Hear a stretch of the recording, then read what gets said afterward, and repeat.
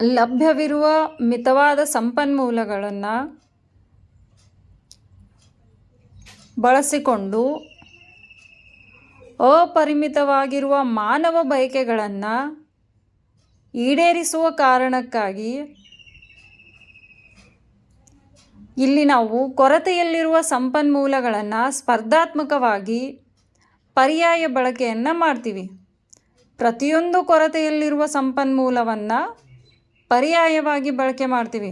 ಅವು ಪರ್ಯಾಯ ಬಳಕೆಯನ್ನು ಹೊಂದಿವೆ. ಉದಾಹರಣೆಗೆ ರೈತ ಇವಾಗ ಒಬ್ಬ ರೈತನ ಹತ್ರ 1 ಎಕರೆ ಜಮೀನಿದೆ ಅಂದರೆ ಅವನ ಹತ್ರ ಲಭ್ಯವಿರುವ ಮನೆಯ ಸದಸ್ಯರ ಶ್ರಮಬಲ, ನೀರು, ಗೊಬ್ಬರ ಇವುಗಳನ್ನೇ ಬಳಸಿ ಆಹಾರ ಬೆಳೆಗಳಾದ ಜೋಳ, ಗೋಧಿ ಇವುಗಳನ್ನು ಬೆಳೆಯಬಹುದು. ಅದೇ ರೈತ ಅದೇ 1 ಎಕರೆ ಜಮೀನಿನಲ್ಲಿ ಅದೇ ಭೂಮಿ, ಶ್ರಮ, ನೀರು, ಗೊಬ್ಬರಗಳನ್ನು ಬಳಸಿಕೊಂಡು ಆಹಾರೇತರ ಬೆಳೆಗಳಾದ ಹತ್ತಿ, ಸೆಣಬು, ಕಬ್ಬು ಈ ರೀತಿ ಇತ್ಯಾದಿ ಬೆಳೆಗಳನ್ನು ಕೂಡ ಅವನು ಬೆಳೆಯಬಹುದಾಗಿದೆ.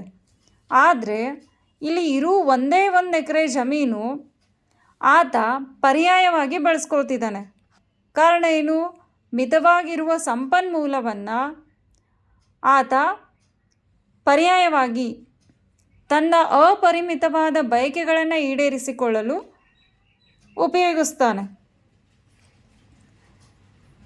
ಆಹಾರ ಬೆಳೆಗಳನ್ನು ಬೆಳೆದರೆ ಆತನ ಮನೆಗೆ ಎಷ್ಟು ಬೇಕೋ ಅಷ್ಟು ಆಹಾರ ಕಾಳುಗಳನ್ನು ಸಂಗ್ರಹಣೆ ಮಾಡಿಡ್ಬೋದು,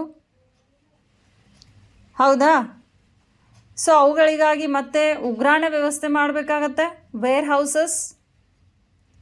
ಅದೇ ಆ ವ್ಯಕ್ತಿ ಆಹಾರೇತರ ಬೆಳೆಗಳಾದ ಈ ಹತ್ತಿ, ರಬ್ಬರು, ಕಬ್ಬು, ಸೆಣಬು ಇಂಥವುಗಳನ್ನು ಬೆಳೆದ್ರೆ ಆತನಿಗೆ ಹೆಚ್ಚಿನ ಮಟ್ಟದ ಆದಾಯ ಗಳಿಕೆಗೆ ಅನುಕೂಲ ಆಗಿದೆ.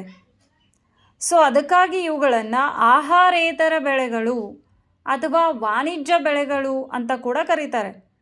ವಾಣಿಜ್ಯ ಬೆಳೆಗಳು ಅಂದರೆ ಆಹಾರ ಬೆಳೆಗಳ ಬದಲಾಗಿ